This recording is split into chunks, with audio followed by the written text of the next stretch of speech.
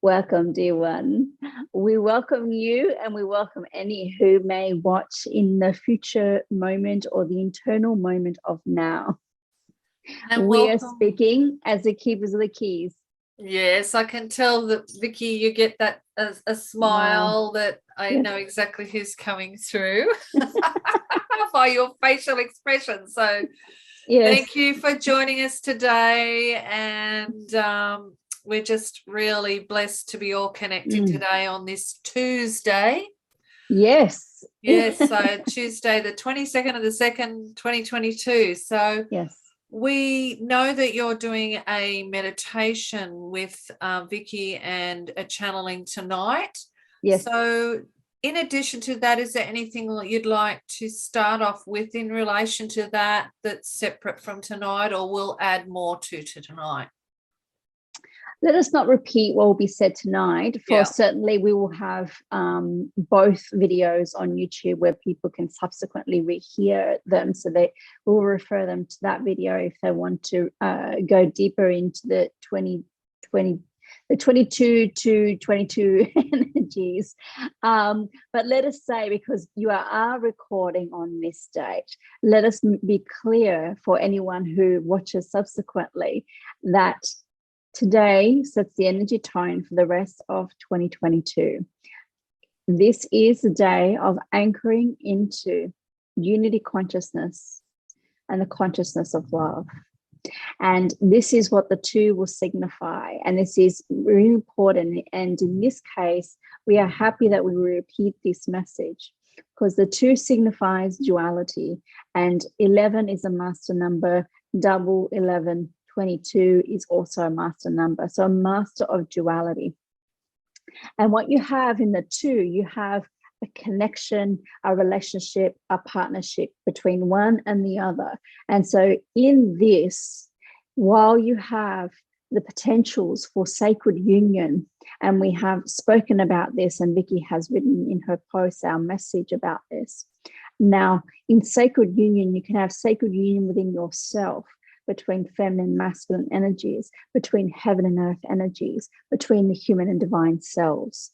And so this is all coming into sacred union with yourself.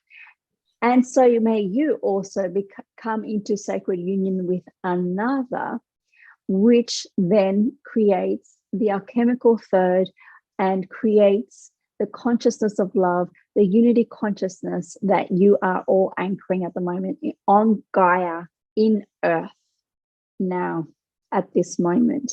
And so this is what today anchors, and this is what the rest of the year will bring more and more of this, even as you go all the way to the solstice in December.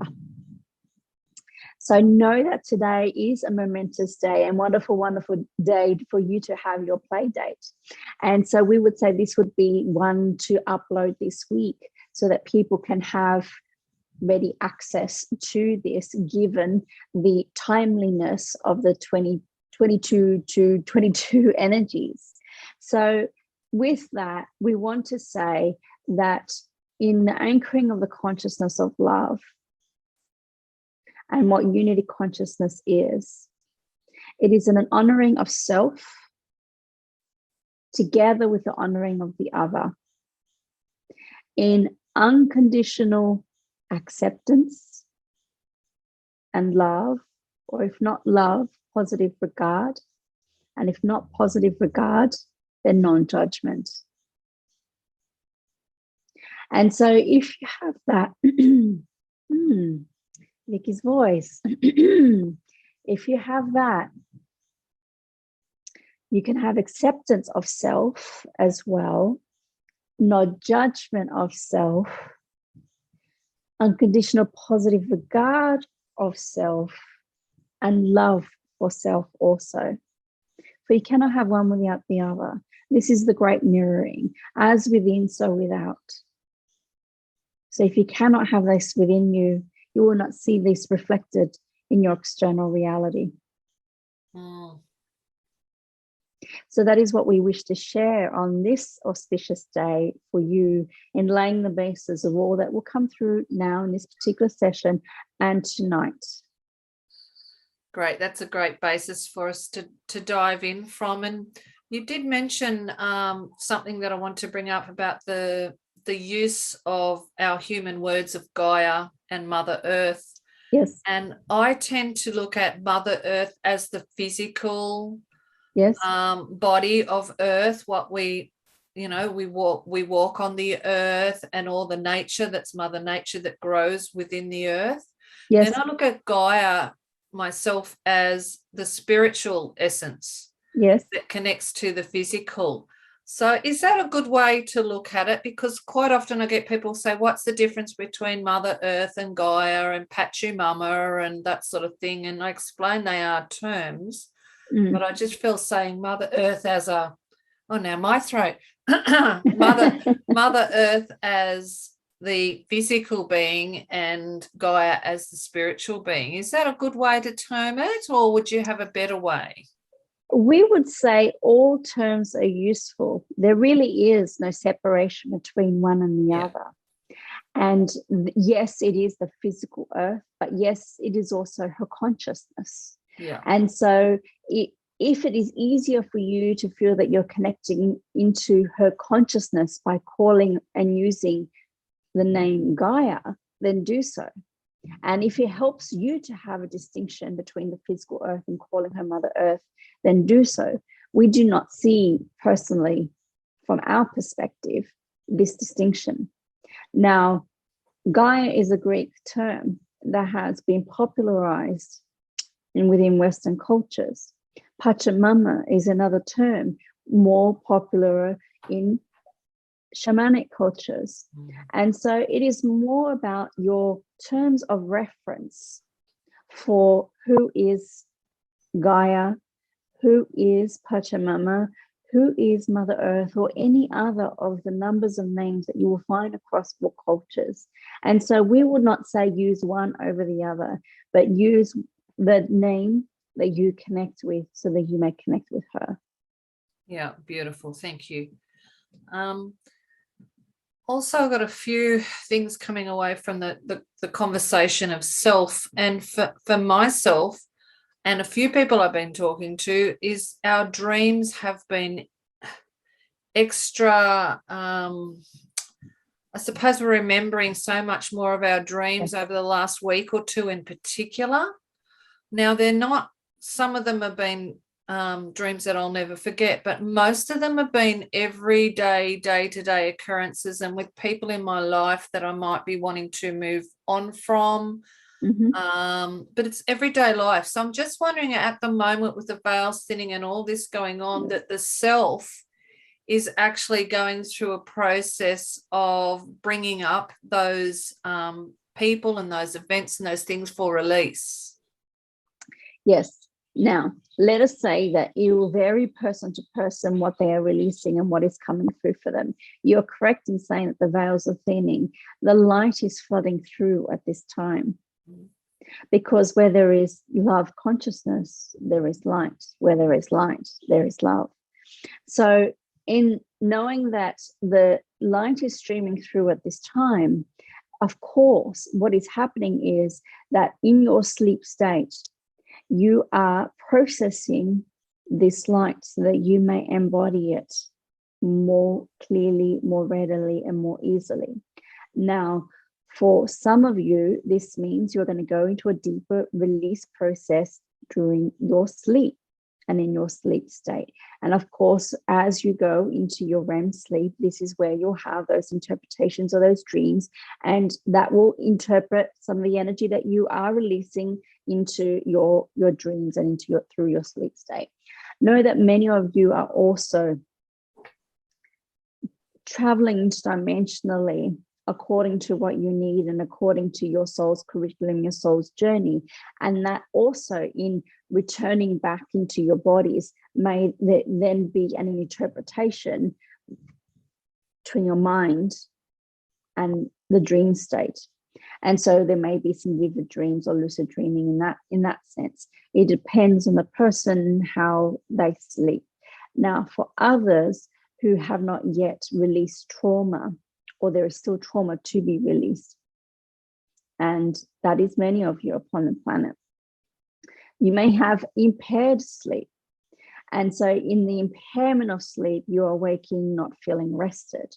Now, in this case, this can be particularly the case when the veils are thinning, as you have said, and the light is pouring through, and you're going into deeper processing and releasing. This will be particularly so during this time. And so you may be more tired. Vicky is. Yeah, I definitely am. Yeah. Yeah. And she woke up about 4:30 this morning and woke up with a headache. Yeah. And this is when there is not enough ease in processing the energies. And for her, certainly there is energies that have been coming up for release also. And is why she has not fully, let's say, been in the flow with the release, was why it caused some discomfort in the releasing. So yes, the drinking of water, she's thirsty.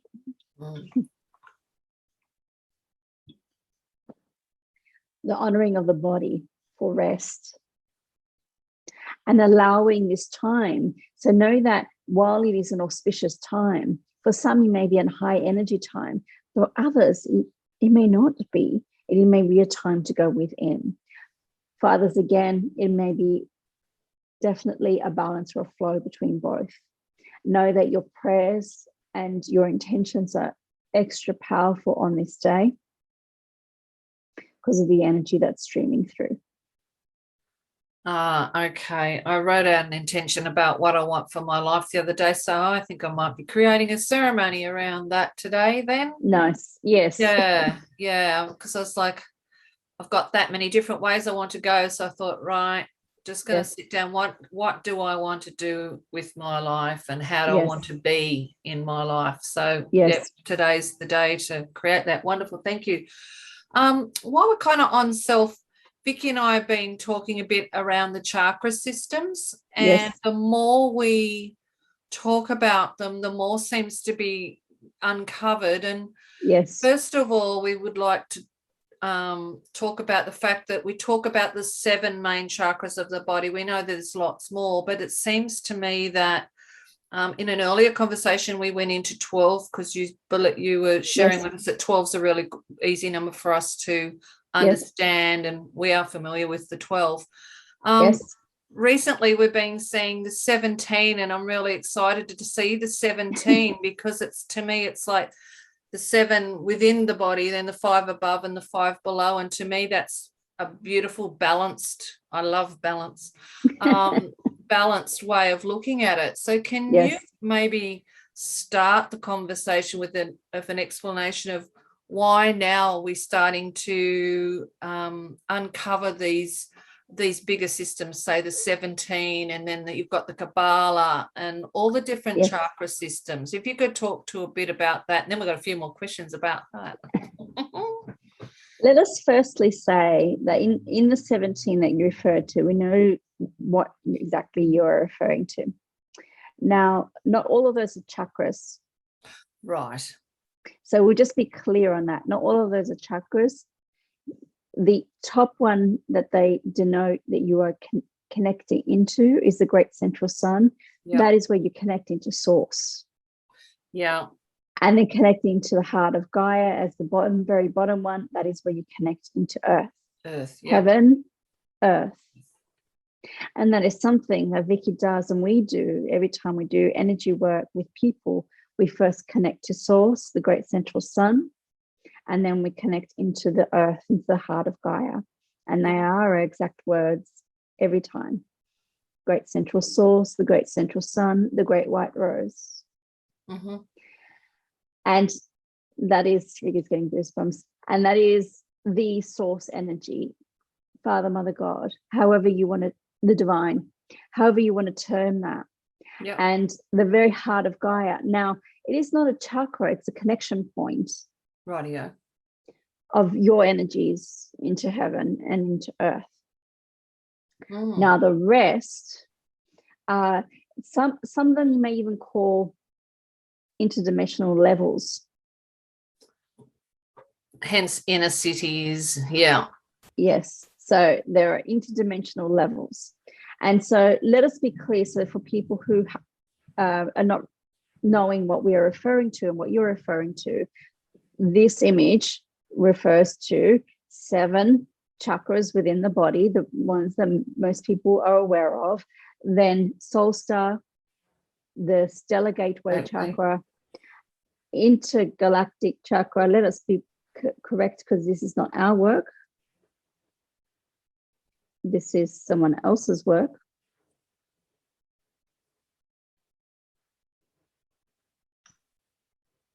Then the Christ consciousness, and then the great central sun. Yeah. And then beneath, Earth star, then the dolphin matrix, then the inner Earth cities, then the whale matrix, and then the heart of Gaia. So many of these are connection points, some interdimensional connection points. And so where we stand from our perspective, when you get to your stellar gateway chakra, from there on in, you connect to your higher self. Mm-hmm. Your higher self is connected to source. So what is not depicted in that image is where the higher self fits in. The higher self is your gateway into source. Yeah. Because that is the light of source that streams through you. Now, from the higher self, you can be connected to intergalactic consciousness and to Christ consciousness. And of course, into source and the great central sun. Yeah. So let us say, because as above, so below, you have your personal energies of the Earth star. And then you have, in this terminology, the dolphin matrix. Now, we have said previously in a previous video or previous discussion that you have a deep Earth star. Deep Earth star, yeah. So it is merely a matter of language. Yeah. You will, as you mentioned, the Kabbalah, or the Kabbalah, as people refer to it in Western cultures, you have different terms again. And again, in the yogic system, you'll have, again, different terms. So it's a name, a word. And so different language can change according to your reference, your context. So then you get into further connection points that are interdimensional, and then, of course, connecting into the earth. So that is that particular system. Now, when you have the 7 main chakras, and then you have something like the Kabbalah and the tree of life. The tree of life will have, of course, more than the 7.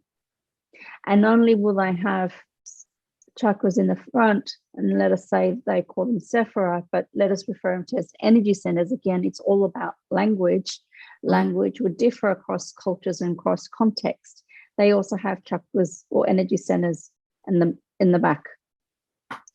And so what is missing from many systems is that they don't have all perspectives. So there was information that was lost from an Atlantean times, and the 12 tribes of Atlantis dispersed, and some took some wisdom to one area of the earth, others took other wisdom to another area of the earth, and not all of it was integrated. So information was lost. Yeah. Now, and coming back, so here you have energy centers running down the front, and you also have energy centers down the back. And you have terms that, of course, are different across the different systems. Do not be caught up in the differences so that you do not see the similarities. And while there are similarities, there are also, that is not a word, we wanted to say complementarities, but well, it is now. It's now a word. It is clunky. So to say the systems may complement each other. There is front and back. Now, do you see it as a separate chakra? or wood. No. And so this is where in the tree of life, they have different names and terms, but in other systems they do not. So that is again a personal choice. Now, their functions may still differ from front to back. Yeah. Front being the masculine energy, back being the feminine. Feminine, yeah. And then you see the tree of life from the Kabbalah, left being feminine, right being masculine. The normal depiction is the chakras down the left and the right side. Now, may we say that you can put that depiction not just left and right, but front and back. And so you have double points because you have lines of light running through front and back, left and right.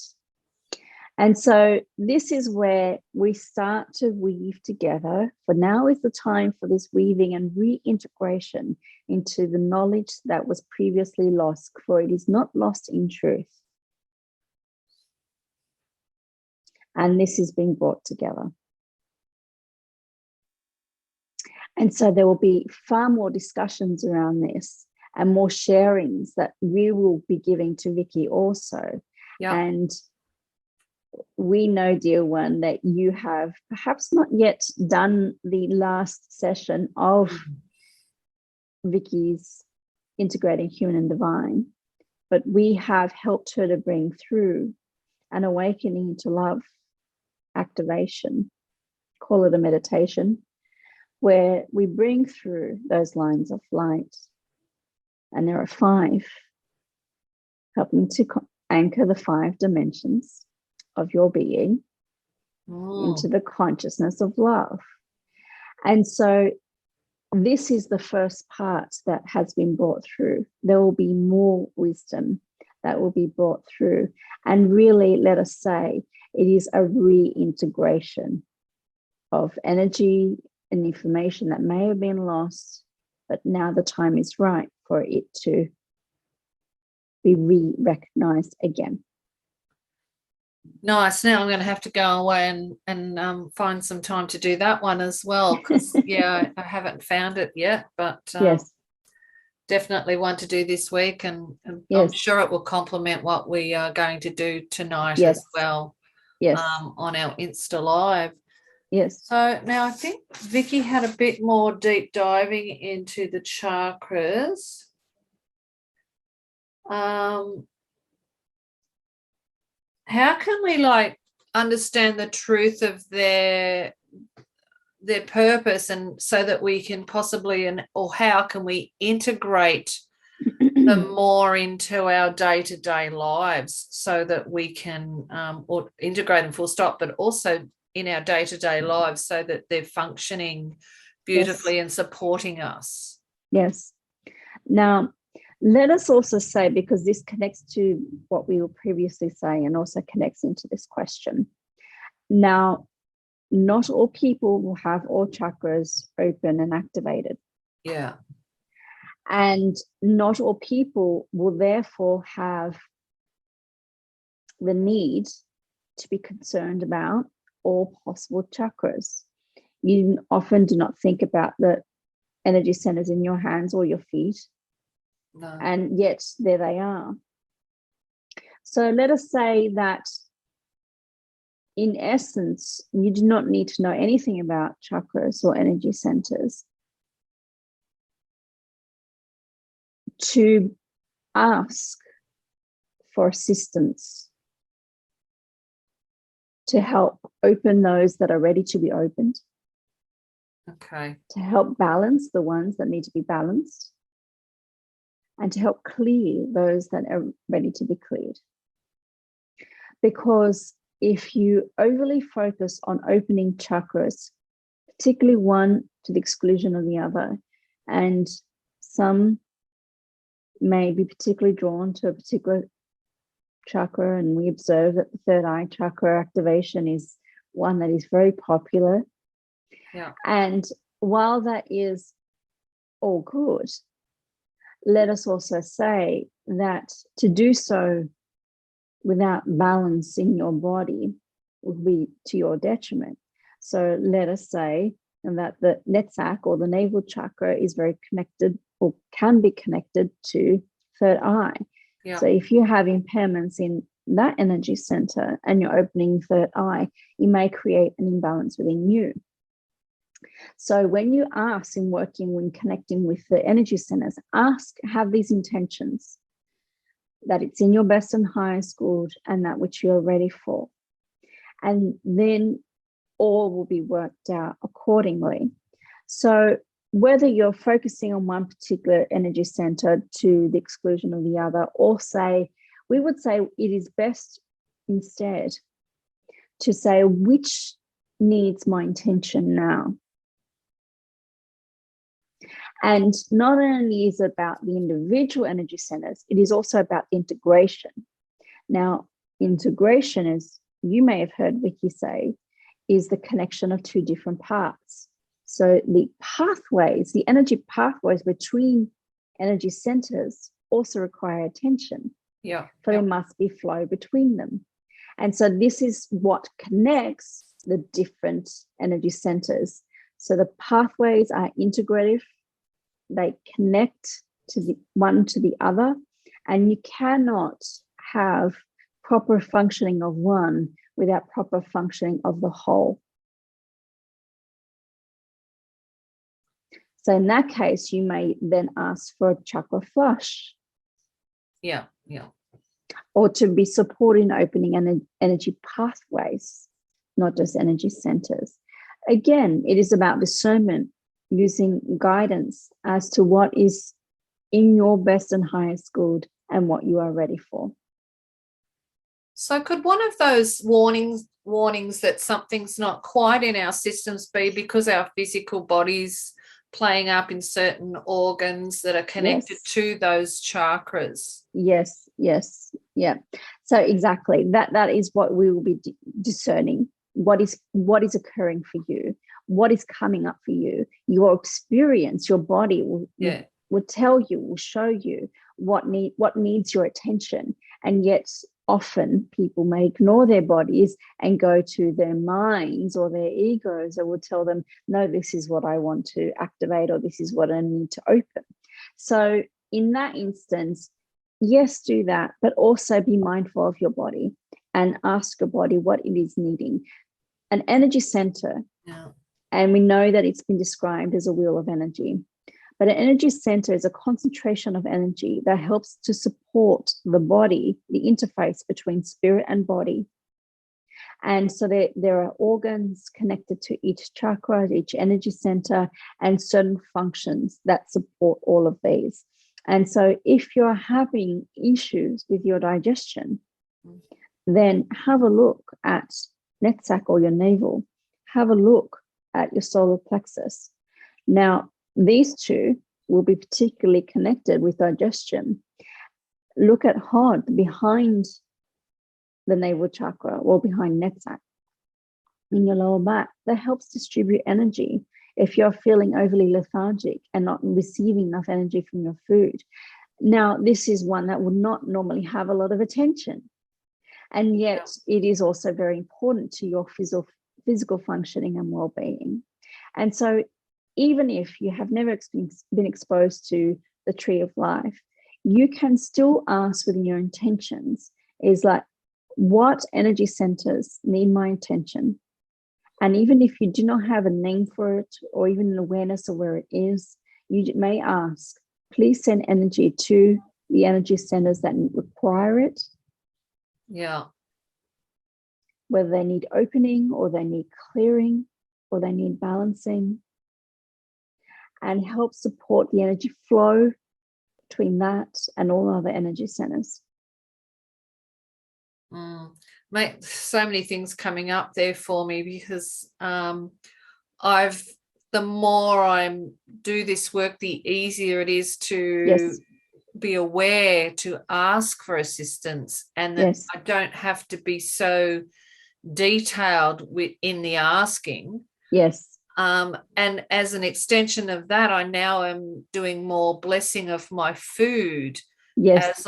As I have my meals, or I've been up the mountain, and there's a spot up Walker Mountain where the water flows out off the mountains. Yes. So I go up there with containers and catch some as I'm coming down, and I've been like blessing the mountain and thanking that as I drink that water, but I'm also blessing my food. And I noticed just through that action of repetition and remembering to do it with most meals. I'm not getting to every meal, but I'm getting to most meals now. Yes. Yes. My whole digestive system is coming down, and in my blessing, I'm not just only blessing the people and the food itself. I'm actually starting to talk to my body in that blessing and saying, please accept the goodness that comes from what I'm eating, and eliminate what is not good for me, and that sort of thing. And I actually, because I've been bloated, and I'm feeling that everything is starting to calm down with me doing the repetition and remembering to bless the food, but also talk to my body.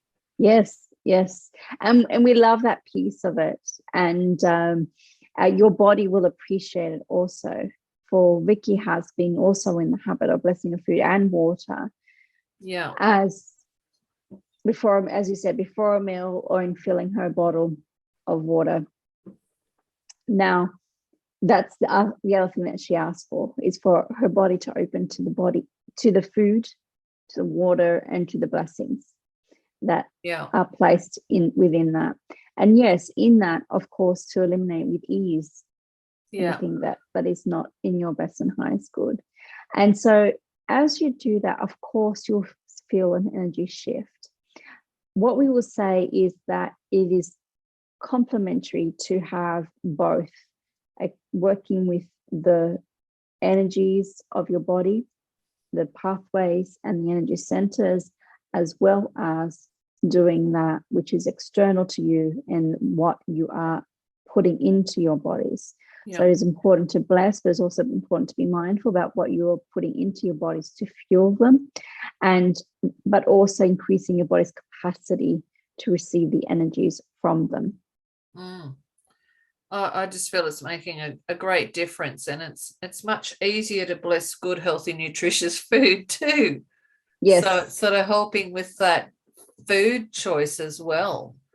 Well, it's about understanding that food holds light, and so some food holds more light than others.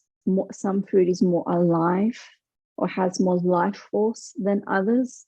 So you can begin to discern, and your body will tell you which food has more life force and which food has more light. Now, the different colors of foods will indicate to you what kind of light they're holding, but also their freshness and the fact that they are less tampered with, particularly if they're organic. They're going to hold more light and more life force. Yeah. Now, as they become less and less fresh, that life force diminishes. And so you'll be able to feel that if you're attuned to the energies of the food that you're eating. Yeah. You will even be able to attune to whether the food that you are eating has been made with love or not with love. Yeah. Yep. Yeah. And so that makes a difference also. Okay. That understands those little messages I get. Okay. Yep. Makes so much sense. And then going back to actually focusing in on a particular chakra system, and of course always go to the sacral, because I think sacral's my biggest area that I'm focusing on in this lifetime. And I did struggle with pregnancies, getting pregnant first, staying pregnant. It was a long period of time, like many years, that I had issues there. And I was talking to a girl that was a shopkeeper, and she grabbed my hand. She said, "You need to come back and see me." And I'm like, "Well, okay." So I went back and saw her, and she turned out, she said she was a white witch. And she said, my sacral chakra was closed down. She said, "There's no energy, no light getting through." Yes. I'm like, okay then. And I was only just not fully on this path. I just dabbled Yes. back then. I was probably in mid-20s, late 20s. And she came and she did some work on that tummy area and the mainly the sacral chakra. And she got me wearing orange everything. I had to wear orange, eat orange, and that sort of thing. So I did that for a little while. And then I decided, no, I'm just going to forget about it all and just go on with my life. And I was pregnant that in a week. So I think she's helped me do the work to clear it all. And then I was able to not worry about it anymore. Yes. And then when I stopped the worry, exactly. Bingo. I now have a 17-year-old daughter. Thanks to that. Yeah. The worry energy takes energy away from the lower half of the body. It brings the energy up into the upper half of the body because it's mental energy. It was mental, yeah. Now, what that does is when it withdraws energy from the lower half of the body, then of course chakras or energy centers can close down. Now, sacral is important to everyone because it is one of the energy centers that helps you relate to the world. And so because of that, in relating to the world, it includes within its functioning relationships, so family relationships, sex, creativity, money, and work. And so they are, when it comes to the material world, just about everything. It encompasses everything within that. And so if there are any, whether there are traumas or woundings or adverse experiences in any of those realms, then there's going to be a shutting down of that energy center also, or an impairment to it. Now, guilt also lands into the sacral, so that is something else that will impair the functioning of the sacral center, but also the withdrawing of energy through worry energy or upward energy will withdraw the energy from the lower half of the body. Yeah. Yeah, I think my husband went and bought me a motorbike and he said, just get on that bike and go do the things you love to do. And that's what I did. I got to ride it for a week. There you go. What we say is that when you withdraw your worries, as you did, you then allowed all that you had been calling in. Yeah. And your body was able to sustain it from that time on. Yeah. Yeah, perfect. Removal of blockages. Okay, well, I think that's pretty well got us covered for the chakra systems. I sat down and channeled what would be a great question for today, and this is what came through. So here it is. Okay. What is the kindest way to interpret our life happenings? It's a big one, but yes.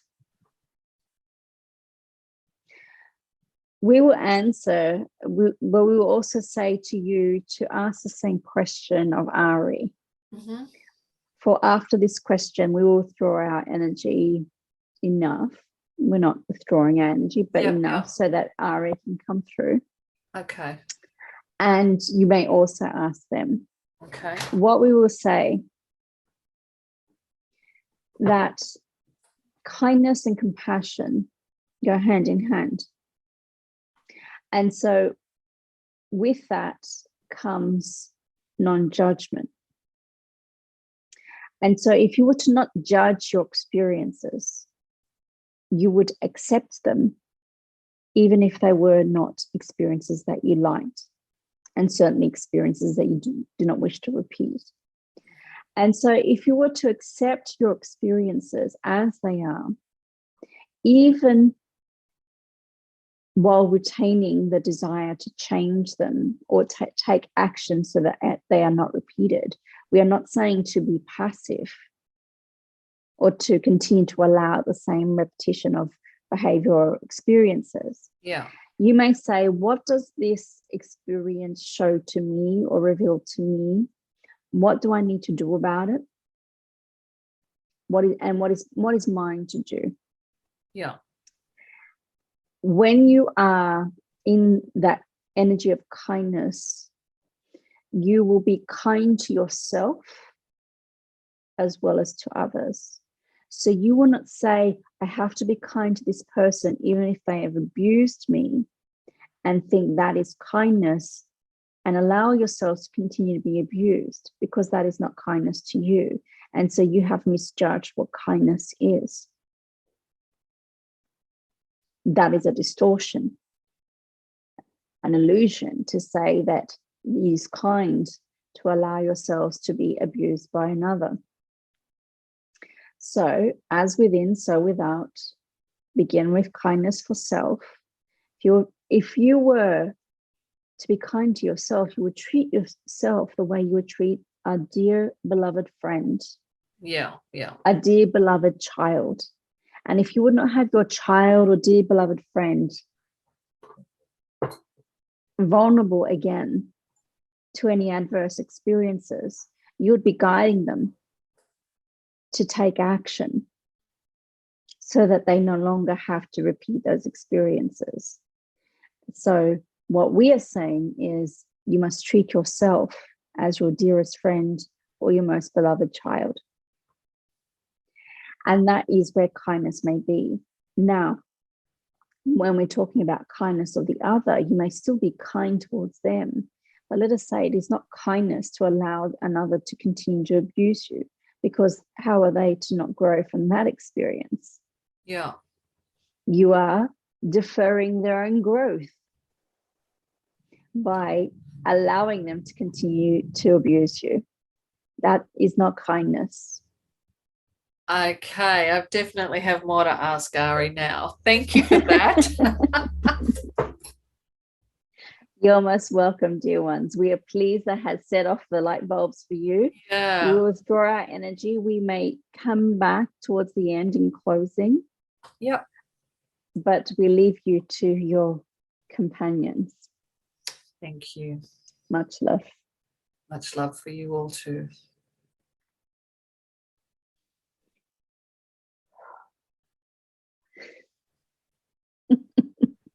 Now you know who we are. Yes, I do know who you are. I can feel the joy rising up through my body now. Of course. It is. Oh, we are so eager. It has been such a while since we've been able to flow through Vicky and be able to communicate with you in this way. So we are very keen to have this conversation with you and communicate with you and communicate with all who are everyone. Here. Yes. Well, I'm not sure which way to go, but one of the things Vicky said to me this week was Ariy's very keen to come through. Yes. So obviously it is for us to all have this communication. Is there a specific purpose that you wanted to come through and something in particular you wanted to share in this moment? Purely for the joy of connection, dear one. What else? Purely for the joy of connection. And of course, there may be messages that we may transmit through Vicky, and let us say, yes, of course, there's always information, and we know that you are eager for information, but for the joy of connection, that is the purpose. That is the grand purpose. The grand purpose of connecting with you all, the grand purpose of connecting with you, dear one, and the grand purpose of being here on this day. That is all about connection. For without connection, you cannot have love. Without connection, you cannot have unity consciousness. Without connection, you cannot have your sacred union. And so here it is. Here you are. Here we are on this sacred day. But let us say that all days are sacred. Beautiful. And I think sometimes we forget about the amount of joy that you get on your side of this experience in connecting with us. And it's connecting equally with you. As joyful. Yeah. Yes, dear one. Yes, dear one. We've been waiting millennia, dear one, for these moments. Oh, well, it's has been a long wait. And here we are now doing this right now. Yes. So I was just talking to the keepers, and one of the the questions I channeled was, what is the kindest way to interpret our life happenings? Mm. And at the time when I wrote, I thought that's a pretty open question when it came Yes. through. And I thought, well, I'm writing it. That's what came through. I'm Yes. learning trust to write what comes. Good. Yes. And then I'm talking to keepers, and they've now actually triggered a memory of something that I think would be worthwhile to share with other light workers that may be watching this. Yes. In, you know, the perfect moment of now. But I have been working with a work colleague who is a socially worker trained person. Yes. And here I am as a shaman and a life Yes. experience trained person. Yes. Yes. She was with me one time when I worked with a specific client, and I did things completely different to the way she would have chosen to do them. Yes. And it really freaked her out, and she shared that with me. She afterwards said, I was freaking out. You went against everything I've ever been taught. And yes. I explained to her that I work with the energy, and I picked up on what the client was really saying underneath the words that he was choosing. And we had a really good conversation around it, and she seemed to understand that. Yes. But several times since, she is constantly bringing it up to the stage where even this week, in front of a psychologist, she actually told the psychologist that she does not feel safe around me in my shamanic ways. Now, this is 4 months later, and I was like, oh, that was pretty heavy for me to take. Yes. That she didn't feel safe, but I understand it was her terminology. Yes. And I walked away from that knowing, well, to me, she is kind of inside the box. Yes. And I'm well and truly outside the box. Well and truly. Yeah. So I'm just trying to think, like, I didn't want to send any negative things towards her. I don't know what to say to her other than it's just a language difference and a method difference. We're all trying to get to the same place to support people that we see. Can you shed some more light on that, on whether I should be having a more deeper conversation with her for her growth? That I was quite taken aback when she chose those words. She didn't feel safe around me. Yes. Let us unpack this, because this is a good situation. Now, neither one of you have been directly abusive of the other, even though there has been a dishonoring. So let us unpack that. Let us say that we agree with you about the language. It is that you are using two language systems, her from her social worker training, you from your shamanic and life experience training, but also your training across lifetimes, so through your soul journey. Yeah. And so here you are having your own particular language that is very different to her language. Now, her language, it's almost like speaking two different languages, but they are different frequencies also. Yeah. And so in doing so, in front of her, she did invite that experience. Yet what has happened is it has, let us not say shatter, it has disrupted her worldview. Yeah, yeah. And anything that disrupts anybody's worldview can make them feel unsafe. Yeah, okay. Because anything that is unfamiliar is registered by the body as being unsafe or a potential threat of danger. Now, this is a quote attributed to Bessel van der Kolk that Vicky shared the other day, and we will share it here, that people prefer the certainty of terror to the terror of uncertainty. Yeah. Now, to come to any awakening experience, it can be terrifying. And so here is her experience. And not only was this going against her particular ethics as it was taught to her, but also disrupting her worldview. So it feels both unfamiliar and strange and therefore unsafe. So that is her language, but that is also her experience. Now, it is up to her to embrace the growth that is inherent in the experience. It is not up to you to show her. Yeah. Now, can there be an honoring and a discussion between you? Yes, but it is when she is ready to receive that. So let us unpack this further. When there is a unity consciousness, when there's a consciousness of love between two people, there is an honoring of both, as well as a connection between both. She cannot honor what you did.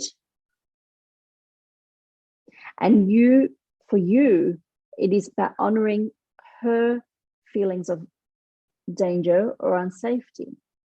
It may feel like a threat to you that she called that experience as being unsafe for her, because it then seems that she is calling you out as a colleague and as a potential threat within the workplace. So then that threatens you. So there's a dishonoring of you, dishonoring of her experience.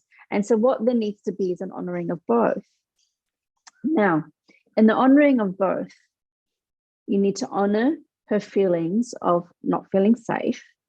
And it may seem dramatic, but that is her experience. Yeah. It is the degree to which it's disrupting her worldview. And therefore, she also must honor you in this is just the language and the worldview that you have before you can come back into connection.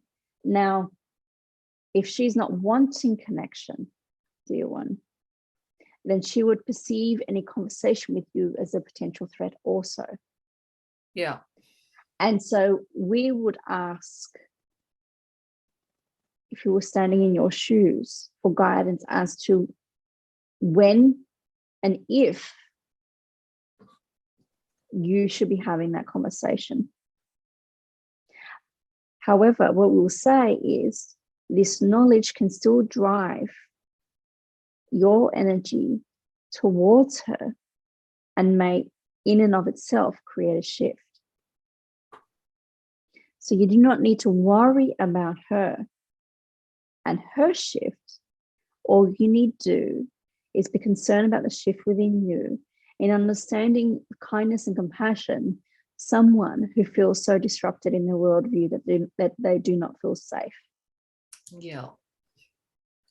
I think it is opening her up to other avenues as well, because the person we met, I was only there within an hour. He said to me, well, I've been seeing a psychologist for 9 months and you've done more for me in this hour than my psychologist has.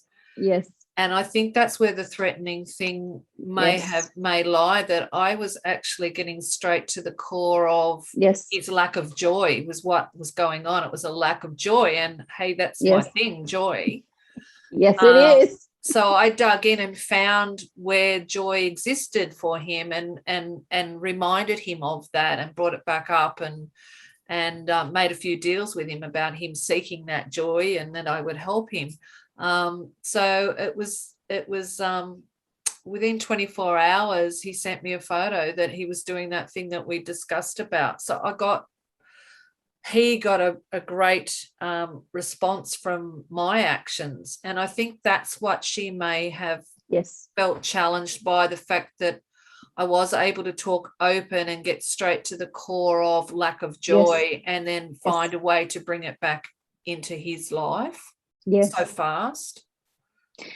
Yes, and so that is a disruption. If he identified that in front of her, that was a message for her.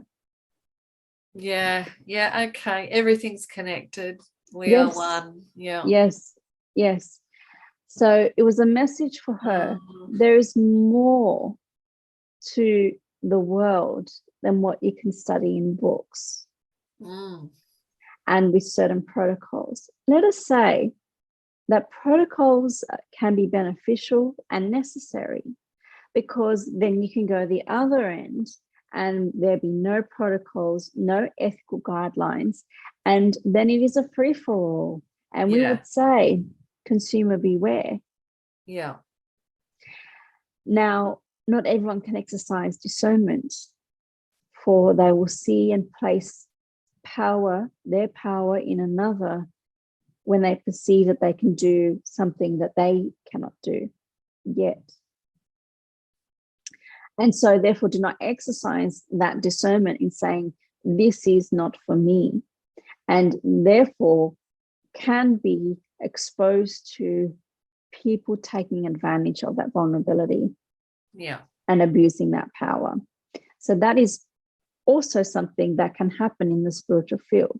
It can happen everywhere, but in a field that does not have parameters and does not have guidelines, that can be more rife than another. So again, it is about the integration of both. You can have both. And so while it was a message for her, she would say she was not ready to receive that, but her soul was calling that through. Otherwise, she would not have been paired with you on that day, D1. Yeah. It's opened my mind to a lot more of how we are all entangled. Yes, we are. Yeah. And we say that even for us on the other side. Yes. Yeah, we're all in this together. Yes, we are. Yes, we are.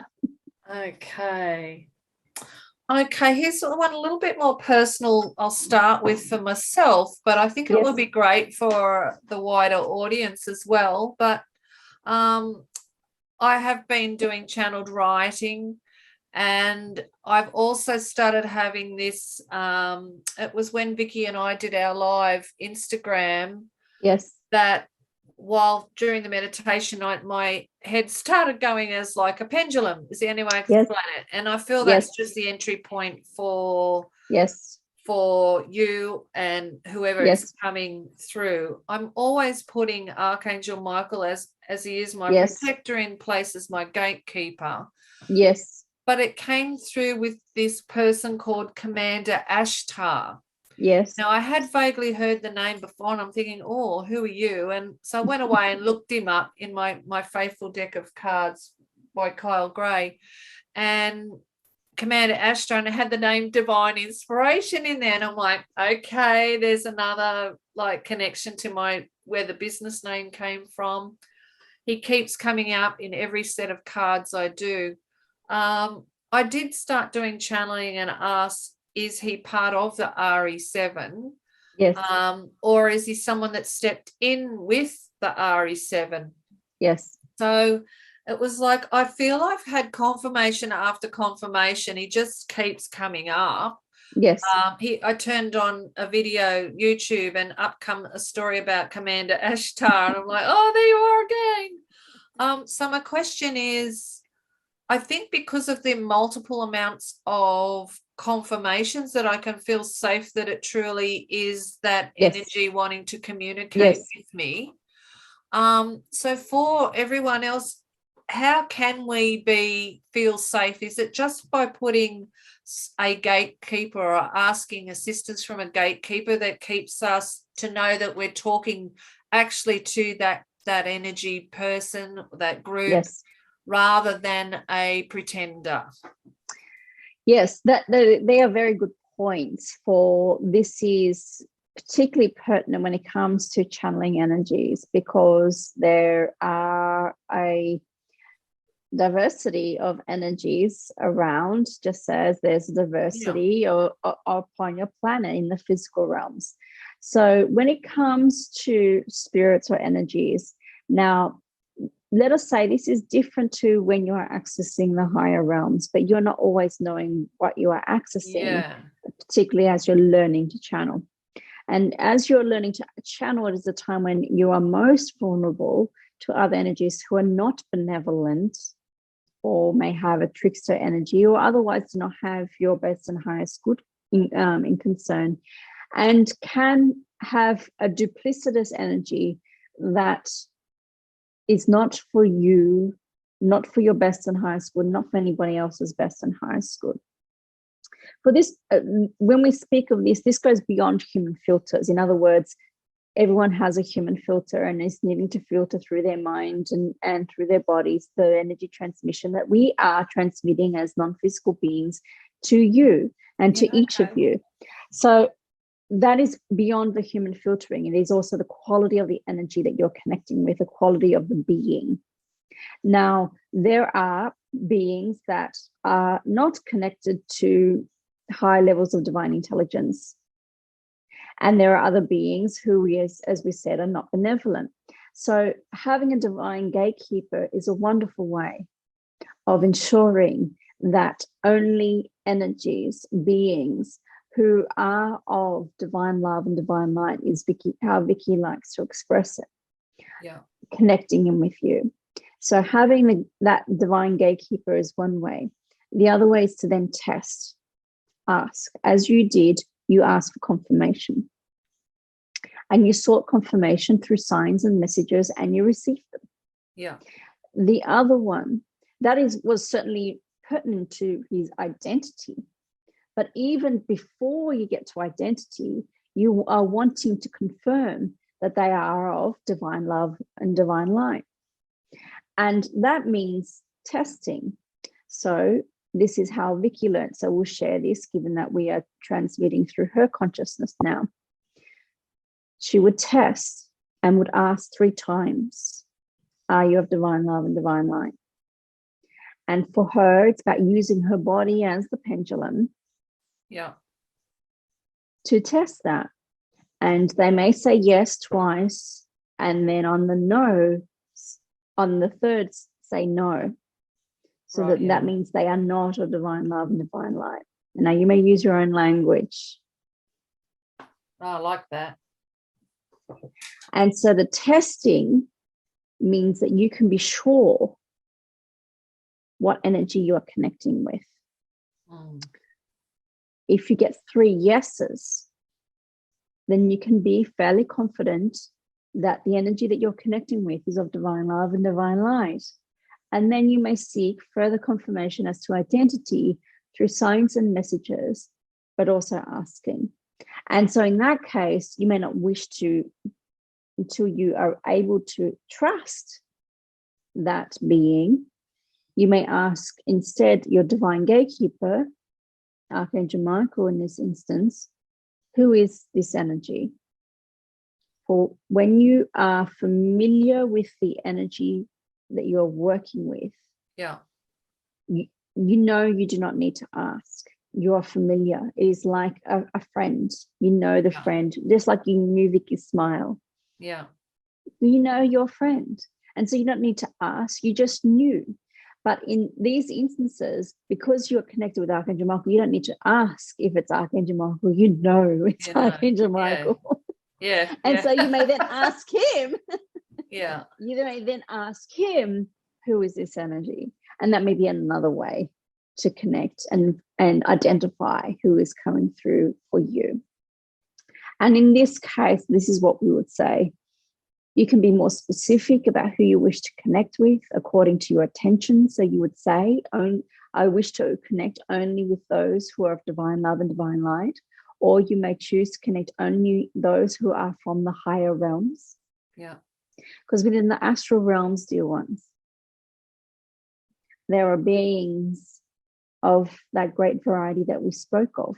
Yeah. In the higher realms, there is only love.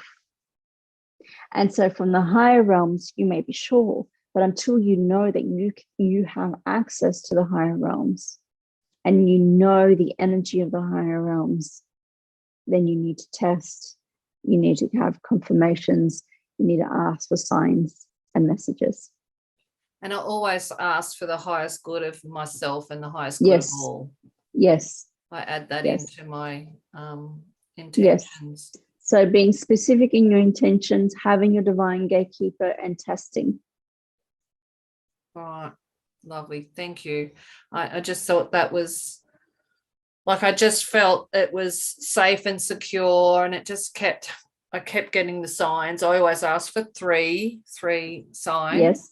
3, the power of 3. I got my 3. I think I actually ended up getting 4. And then it was like, I suppose it was irrelevant whether his energy is part of your energy. The fact is he's joined in and he's here to support. Yes. So let us say we are the 7. He can connect into our energy and flow through our energy because we are connected to you. Yeah. And then you are then connected through our connection. Yeah. Which is even nicer. It just keeps getting sweeter. Yes. Okay. Well, something else that came to mind is people are starting to talk about things like ayahuasca, and that seems to be coming up a lot for me. I keep getting the repetition of that. So there's a few other plant medicines, frog medicine, there's the different ones out there. I kind of feel that we're almost getting to a place with the thinning of the veils where we don't need those types of assistance to get into those places. Would that be right? And also for those that are still wanting to partake, because I'm really interested in finding out more about ayahuasca too, but I don't know if I need it anymore. For the experience, like, is it still safe for people to choose those sorts of pathways? That is a good question. Now, we honor the medicine men and women, the true shamans, who are using plant medicines for the benefit of people in their best and highest good. Let us say, with the popularization of these plant medicines, not all who are administering these medicines are doing so in integrity. Yeah, it's become a bit of a gimmick for some. Yes. And a tourist industry and a whole industry unto itself. So we would not say it's in everyone's best and highest good to do so. So let us lay that basis.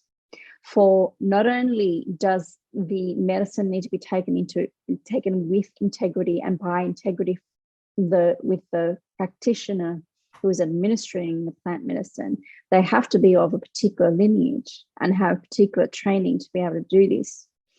Now, what also needs to occur is a safeguarding of that person's energy, the one person who's receiving the plant medicine or ayahuasca, for what it does. Without care taken, it opens your body up for takeover and other energies who are ready to swoop in and see an opening to enter. Now, this is the greatest concern that we have in seeing plant medicine. It is there to be medicine, to be treated and honored as sacred, powerful when used in the right way, and yet potentially dangerous when not used and honored in the right way. So for you, we would say you don't need it. It is up to you. This is your free will choice if you were to choose to take in a ceremony. Now, what we would say is, given your other question, and we're going to be serious on this one, but we'll return to our joy. Do not worry, dear one. That those who have difficulties in shifting trauma out of their bodies, plant medicines may be for them. Yeah. Yet they are also the most vulnerable for attack. Yes. So that is why it is even more important that the practitioner and the setting be safe. And we mean physically, emotionally, mentally, and spiritually. Yeah. In every sense of the word, so that they can receive the benefit of it. Now, we are seeing, and you're seeing upon your planet, an increase of interest in microdosing. Yes. Psilocybin, psychedelics, even within medicine itself. And so there are more and more studies and more medical practitioners who are working with patients in this way. So you will see more of this upon your planet. it will help people, because there are people who have experienced the degree of trauma that they have, and the degree of trauma that has been experienced upon your planet these thousands of years, that there is some necessity to this. Is it necessary for all? No. You may go your entire life never having to touch it, yet still having profound and powerful spiritual and healing experiences. It is something that needs greater discernment, greater honoring, and greater integrity. No, that's answered that beautifully. It's just like I say, every time you turn on any social media, there'll be something come along talking about the mushrooms, the ayahuascas, and all those things. And yes, microdosing is becoming a quite a prolific topic. Yeah. Let us say, even if it wasn't the consideration of energies, spiritual energies coming in, there have already been too many people who have been physically, sexually, emotionally, mentally exploited under these conditions. Yeah. And already we see this, and we are concerned by this, for this is not love. It is only a continuation of trauma. And so we share this with you, dear ones, so that you may understand that while discernment is necessary,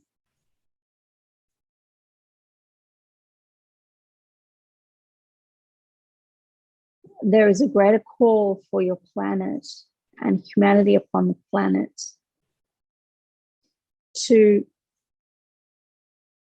relax the motive of money when it comes to helping others. So only those who are best qualified to doing so may do so. And know that your medicine may be Mother Nature. Your medicine may be a crystal. Yeah.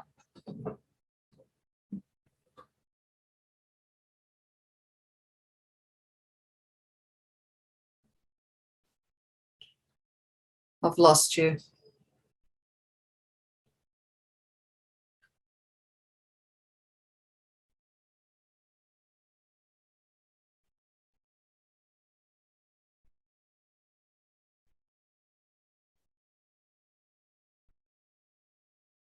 I think our internet's dropped out.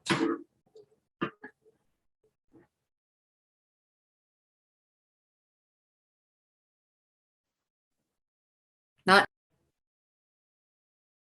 Okay, we had that disruption. Let us move on from that. Now, yes, a greater understanding, a relaxing of money for helping, and an understanding that what is medicine for you and who are the best people to help you.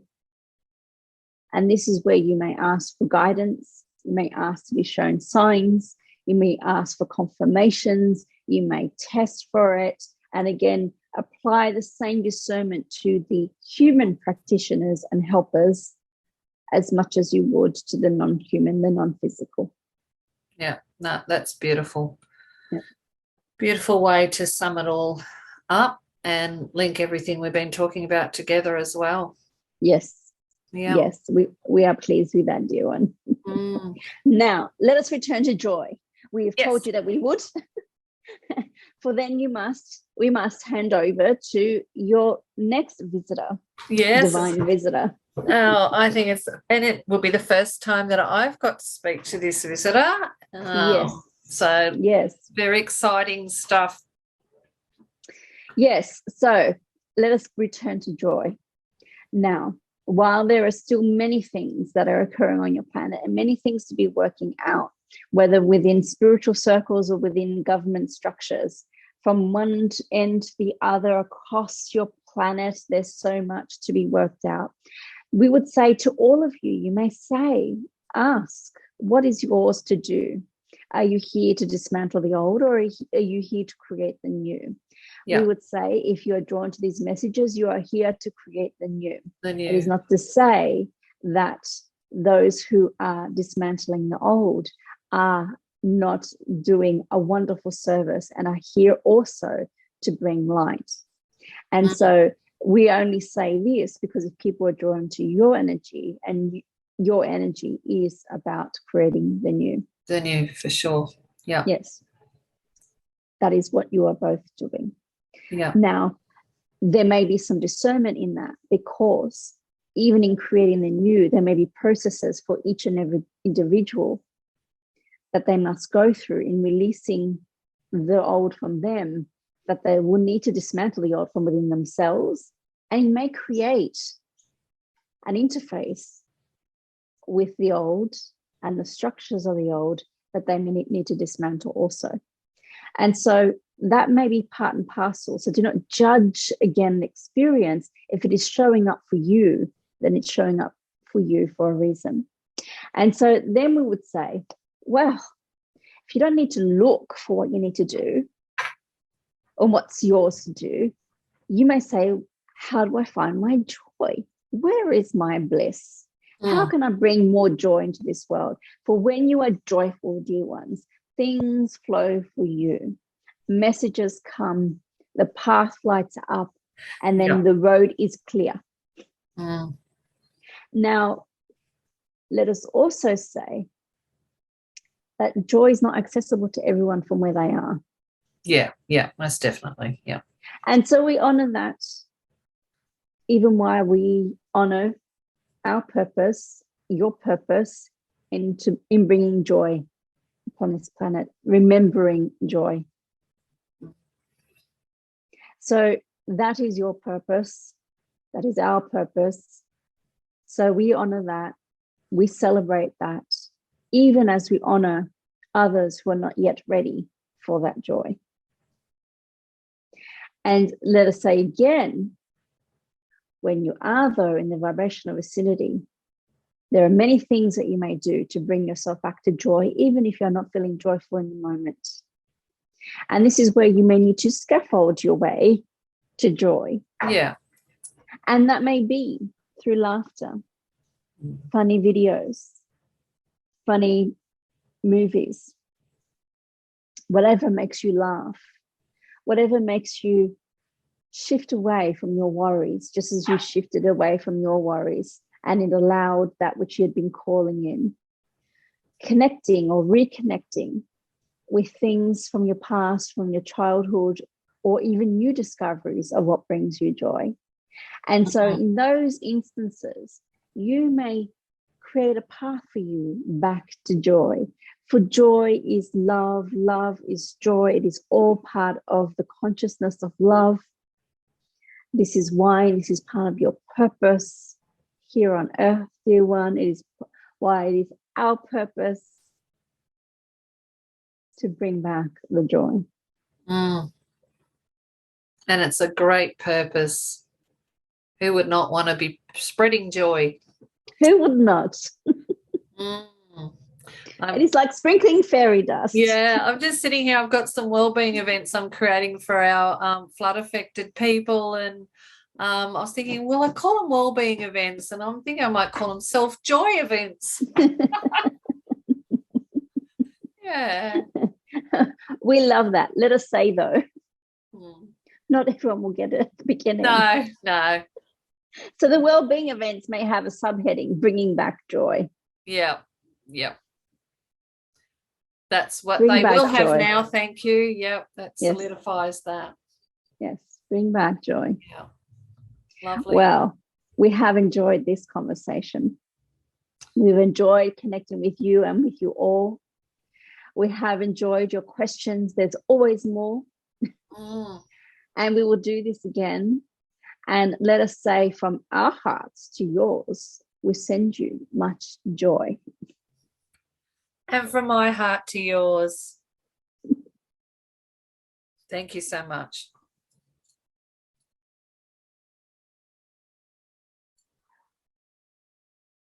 All right, it's just me, Vicky.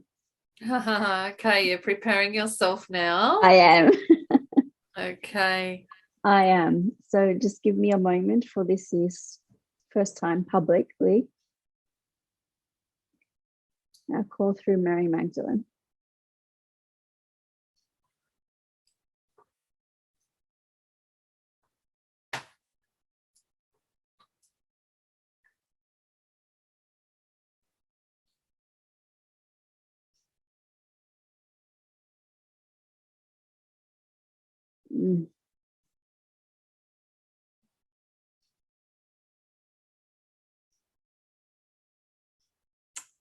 Hello. Hello. You do, your smile. It's amazing how I can read you all by your smiles that you put on Vicky's face. Yeah, welcome. The body's So a wonderful instrument. It is. And I just would like to, on behalf of Vicky and I, welcome you to our play dates. Yes. It's pretty exciting to have you here. And first of all, I'd just like to say, would you like to introduce yourself and maybe say, we humans tend to stick to names and that, and yes. We know you as Mary Magdalene. Vicky was earlier talking about names like Miriam and that sort of thing. What is the energy you would like us to refer to you for the purpose of us connecting today and in the future? You may call me the energy that is flowing through Vicky now, Mary Magdalene. For that is the name, the term most commonly used to refer to me. It is the term that I do answer to. And so let me say that while I am more than this now, it is the name that calls me to you and calls me through. So while I was referred to by that name, my last physical lifetime here upon this planet,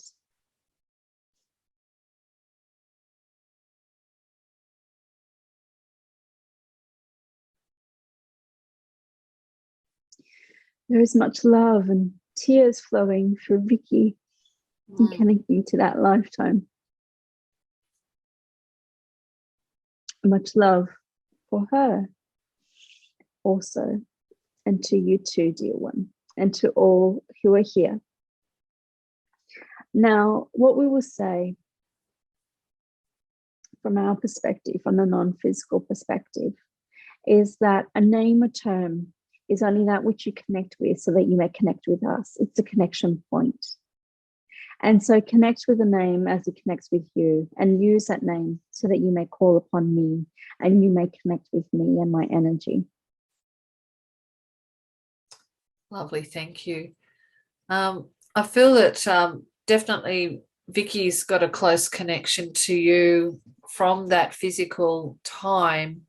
I also feel a strong connection to you as well. So I'm not sure whether that's because we were together in a physical time or whether it was because of mystery school work initiated by you, possibly from that lifetime that has carried us through the ages. Would you like to talk to any of that? Yes, what we will say, and we are checking not just the records, but what is not just in your best and highest good, but best and highest good of all to be revealed at this time. Yes. Okay. I will say from me, I was a high priestess in the temples of Isis, as well as a member of the Essene community, someone who walked with my beloved Yeshua. And many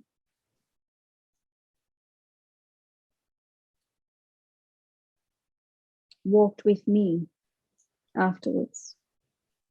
Not in the way of Yeshua's public ministry, but through subsequent communities, gnosis, and building the path for the way to be taught, to be lived, and to be experienced. Now,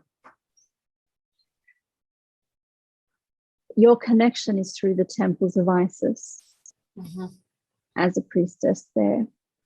So you are familiar with my energy and therefore familiar also with the energy of Isis. And there is a very strong connection there. Our energy is very compatible and highly resonant. And in knowing me, you have known me across lifetimes, as many of you have. You too have been unseen, and you too have been a priestess. So within this lineage is that calling. It is within your multidimensional DNA from across lifetimes and into the essence of who you are. So we have had interfaces, yes. I will not reveal more now, but I will share that with you. What I will say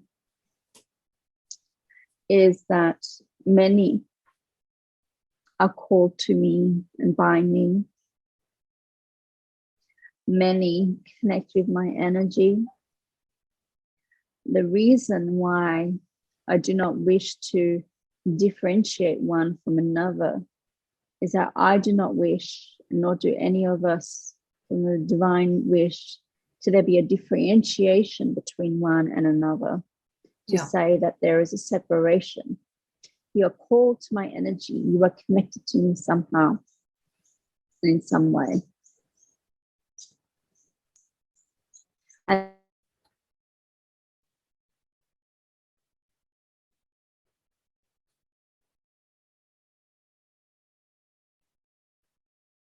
connection's gone again.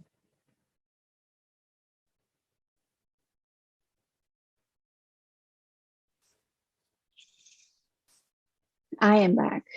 Wonderful. Now, as I was saying, if you're connected with me and my energy, so you're called to me, you've connected with me, interface with me at some point in time. And not just in the lifetime where you know me as Mary Magdalene, but other lifetimes too. And not just on this planet, but beyond. Yeah. And so this lineage will call you if it is for you. Beautiful. So as a further extension of that, is there a particular purpose why you've chosen today, the 22nd of the 2nd, 22, or this opportunity to come through and talk to us? It is an opportunity. Mm. Let us say, yes, there is the energy of the day through its numbering. But let me also say is that when there is a collective focusing on any given day, at any given time, on any particular point of focus, there is a greater power and momentum in that energy. And so the opportunity, therefore, is rife and right.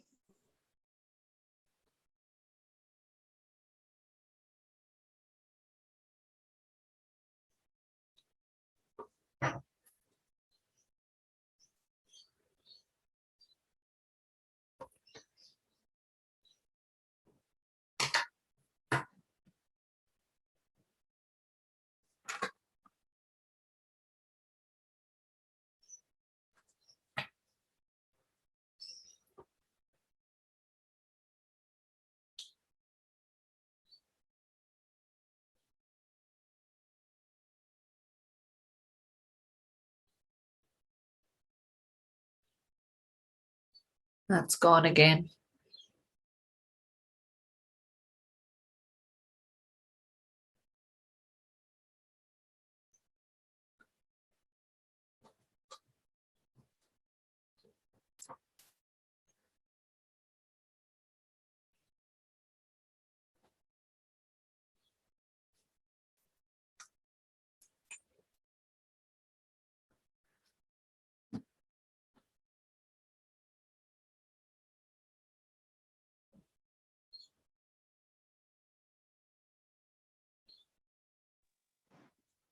Okay, we're back. And I am back. Oh, wonderful. So we were talking about the opportunity is right. The opportunity is right. And so what I was saying, because there has been an association with the number 22 with my name. And let me say, from my perspective, it is an association. Yeah, okay. It is not my number, but an association with me. And so that calls me, just as you may call me with my name. Okay. There are other numbers connected with me. And yet, again, if you connect with numbers, they may be yours to divine. But otherwise, you may call my name. And again, why make it more complicated than that? So let me say it is the opportunity. But I will also say, now upon your planet is a culmination of work that was put in place. Yeah.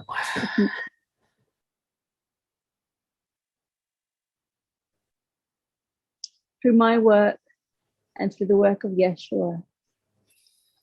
And we are very connected to that energy. And it's the anchoring of the consciousness of love. For we first anchored it 2,000 years ago. And now we are seeing it come to fruition. And so I welcome and embrace the opportunity to speak with you.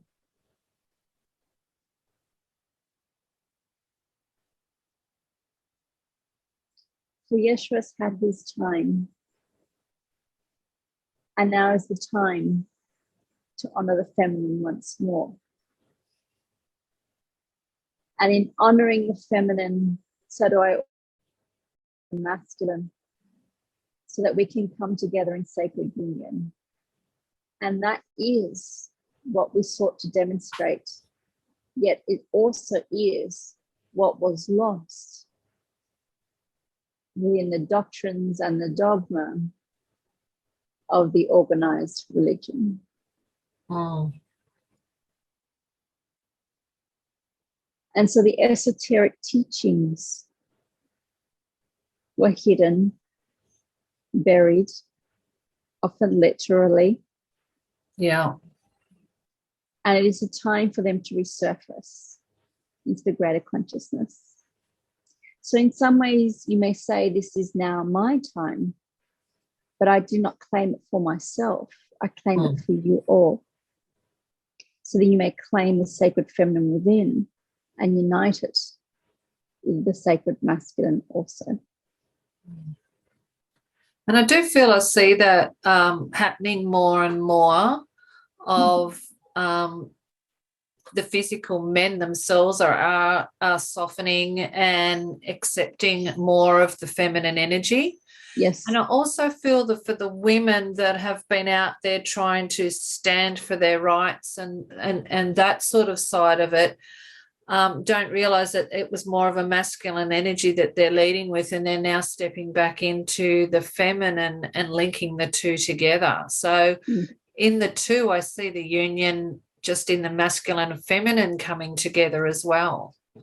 Let me say that both is necessary. For women have not been allowed to be angry, and men have not been allowed to be soft. And so in coming into greater balance, therefore, and let me use these two crystals and creating a balance between the yin and the yang. Yeah. Now, coming to greater balance, you have those who are in male bodies not allowed to express emotions, sadness, vulnerability, what is considered more to be feminine. And you have those who are in female bodies not allowed to express anger and outward action, that which is considered to be more masculine energy. And so here you are, you're going to have a softening of those in male bodies or those who identify as male. And it may be a perception that you have a hardening of those who identify as women or who are in female bodies. Now, in doing so, whether it is women rising in anger or men softening, it is their way that they need to come into balance with for themselves. Yeah. And so it is not that the bringing forth more fully the energies of the sacred feminine that is more for women and not for men. It is for all benefits when there is the raising of both sacred feminine and masculine in coming into divine union with yourselves. Now, if we were to say that all people stay in that state, stayed in anger or stayed in sadness, it would not benefit everyone. It is not to be stayed in. However, anger may be necessary to propel into action, to right the wrongs of the past. And there are those who have that as their sacred mission. Honor them, for they're doing holy work. Now, there may also be those who are dismantling the old within themselves. Yeah. So dismantling the barriers to their vulnerability and to the emotions. And so honor them also. You may have those who identify as women or as men, or those who are non-binary and do not identify with either. They will still have feminine and masculine energies within them, but it's a way of being and doing in the world. It is not anything to do with gender. And so in that, there must come a balance between the expression of those energies. A feminine energy being that which is inward, and a masculine energy that which is outward. And so if you're looking at that, then you may only see, therefore, a balance of inward energy with the flow of outward energy, outward projection, doing, action, anger. Inward energy connecting to emotions, to internal reflections, to rest and reflection. We then see a dance between both. Yeah. And where there is dance, there is flow. It's a bit like the ocean. Yes. The tidal flow of the ocean, and then it can be angry or it can be calm, and then but it's a constant ebb and flow. The ebb and the flow, wonderful. Yeah. The breathing in, the breathing out, the contraction and the expansion. This is the rhythm of life. Mm. And therefore, for you all to come into ebb and flow with the rhythms of life, it is necessary to come through ebb and flow with the rhythms of your energies. And that is where you come to integration. That is when you come to balance within yourself and center. And it is where you may unite within you through the temple of your hearts. That which is feminine and masculine, that which is heaven and earth, and that which is human and divine. And that is where your mastery lies. mastering the balance. Yes. Mm. Oh, beautiful. Yes. Okay. Happy is the person who can unite all of these energies. Yeah. And look at everything that comes along, experience it, and then learn from it and apply a different pathway if it hasn't worked for you, or keep going on the one that's working for you if it's bringing joy. Yes. Mm. Let me say on that,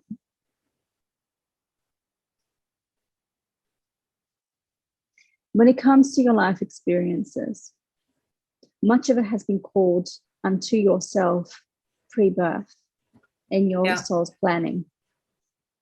Much also is how you interface with the collective consciousness of it all. And so some is not planned. And then, of course, there is the free will element that is, let us say, the wild card that would bring through what is and can be random events. Now, it is not to say that there isn't something for you in that, but it's not that you needed to have that expression, that experience, that interface. Now, what, from my perspective and from our perspective, we see in the overall, we would say, attention and focus upon the law of attraction at this time upon your planet, is that there has been a moving away from collective responsibility and an overemphasis on individual responsibility. And so this is, we would say, a product of your culture. And the Essene culture, there was very much an emphasis on the collective as a whole. We were responsible for each other, even as we were responsible for ourselves. And this is, unity consciousness.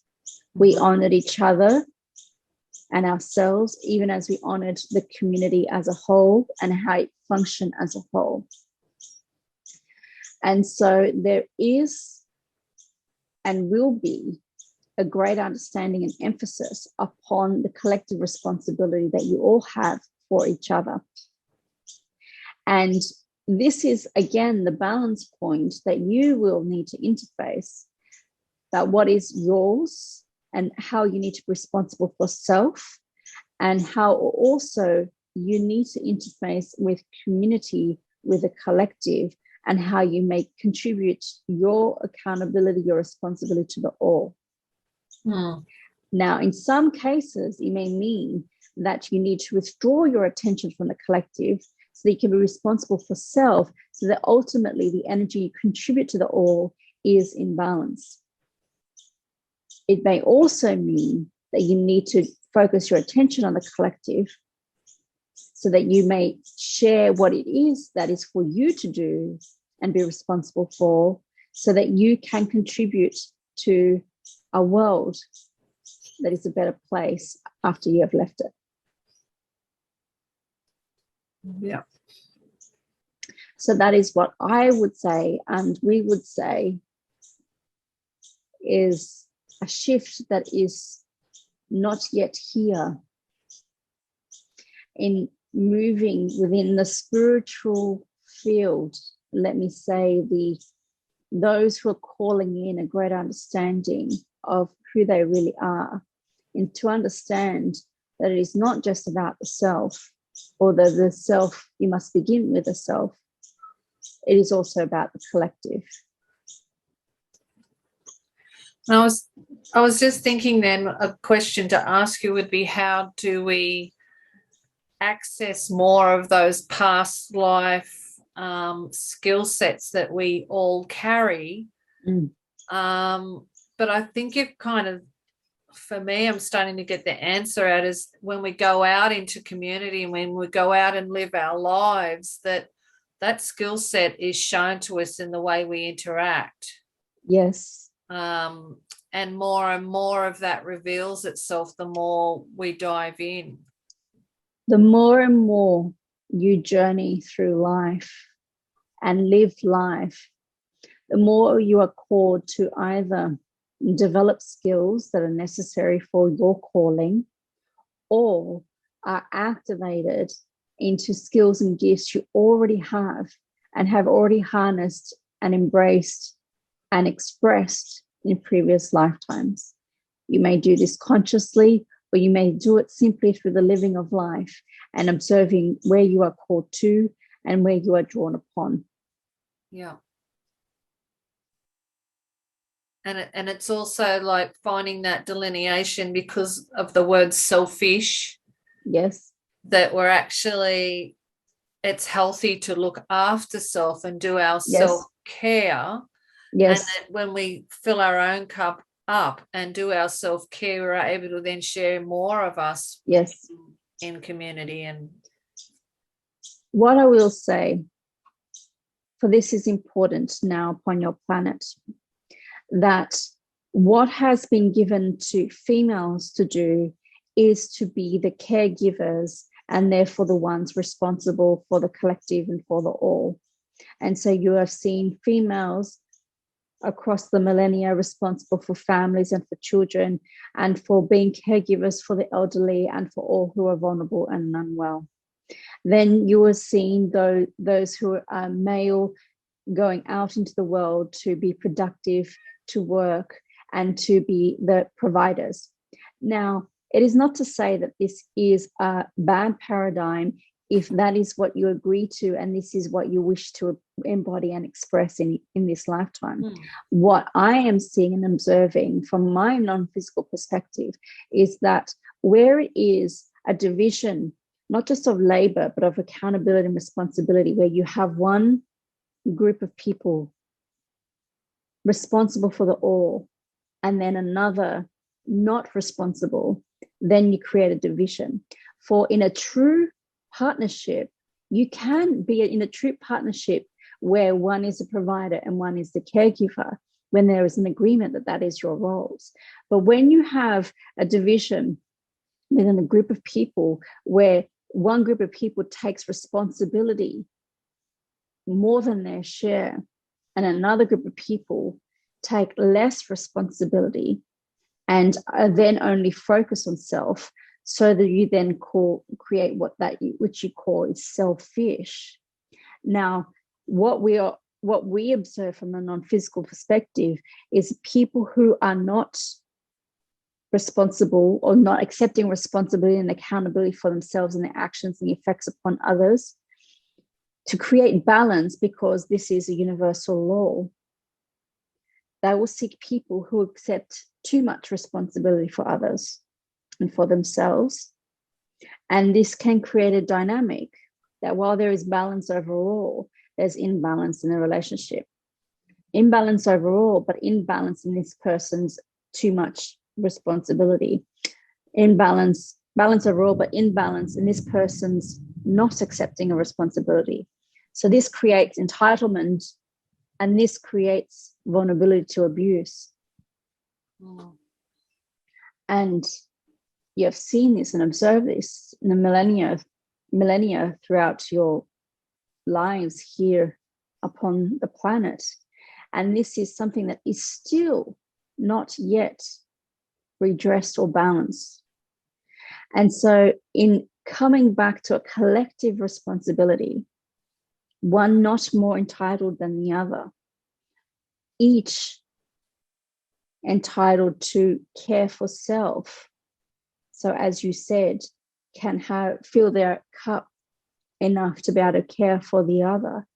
There is a balance in that, where you have your role, you have your role, I have my role, and we each contribute to the whole. Yeah. There is a synchrony and a symbiosis in that. That is what you are coming towards and returning to through unity consciousness and the consciousness of love. And let me say, for there is a misunderstanding of unity consciousness. It is not sameness. each person will express individually what is theirs to express, and yet will contribute to the whole equally in their own individual way. Yeah. Yeah, I love that description. Yeah. Yeah. Lovely. Okay, is there anything else that you would like to add while you have got this opportunity? Let me say that I welcome further opportunities. And while Vicky had to compartmentalize herself so that she's not overwhelmed with emotion, there'll be more opportunities for her to interface with me in this way, so she can ask more personal questions. And what we will do, as in all of us who are here, the keepers and Ariy and me, is as you end the recording, I will return to answer your personal questions at the end of the recording. Now, when it comes to everyone who comes to this recording,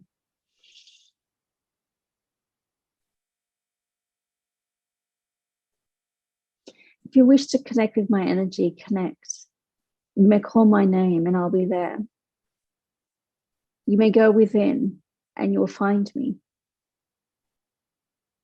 residing in the temple of your heart is where I will be. Know that I am more than you've ever heard of me.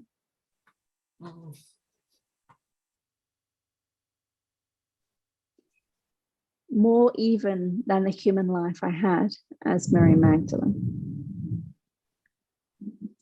And while I continue to evolve, just as you are evolving, dear ones, I am deeply concerned, in other words, involved in all that is occurring here. For you may know in your lifetimes that when you have worked on something to bring it to fruition, the deep satisfaction that this has.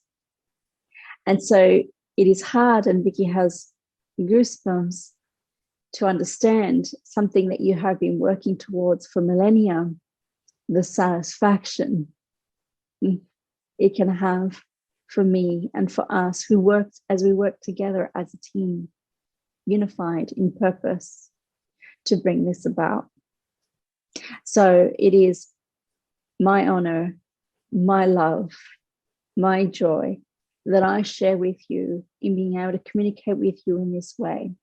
And let me say to anyone who doubts, sit with what resonates with you. You do not have to take these words as your own. You do not have to even take them as mine. You don't have to take them as Vicky's.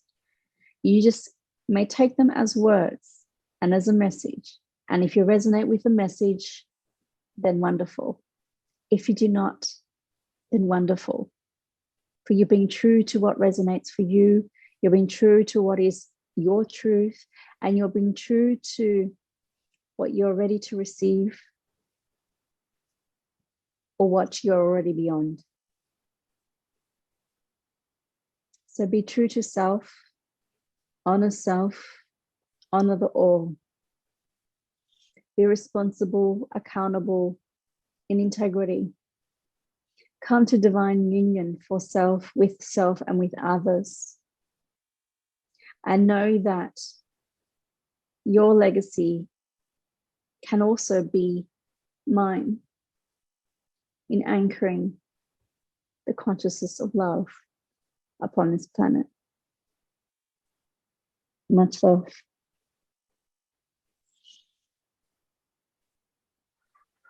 And so much love for you.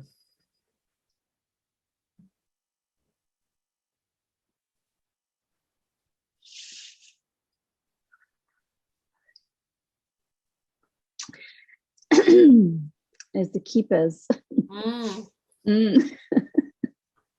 Welcome back. Even though you didn't really leave, but welcome back. Yes, we did not leave. No, you're right. It has been a wonderful conversation. It always is. I enjoy them immensely, and I never know which way it's going to go, and that's the fun of it, I think. And let us say that in bringing through the energy of Mary Magdalene, Vicky is sharing something which is in her divine blueprint to share. And so she is then fulfilling her divine covenant in being able to support people to connect with the divine. And there are many aspects of us. Yes, just infinite. Yes. We thank you so much, and especially I want to like to personally thank Vicky as well. Like, it's not an easy path to take the path we've taken, but each step is so joyful when we do move through each level and each physical thing that we go through. And let us say the degree to the difficulties is the degree to the rewards and the joy that comes. There are many rewards, and yet the challenges were great. And you're right, it's not for everyone. To become a pure channel requires dedication, commitment, and lots of releasing. And integration also. We love and appreciate all involved. Yes, so do we. As Mary said, all concerned. Yes. So we will conclude this discussion on this day. Know that there will be, of course, many more discussions to come. And we will say to you and to all connecting, we are pleased to be with you all. And from all aspects of the divine, we send you much love. And we send our love back. Thank you.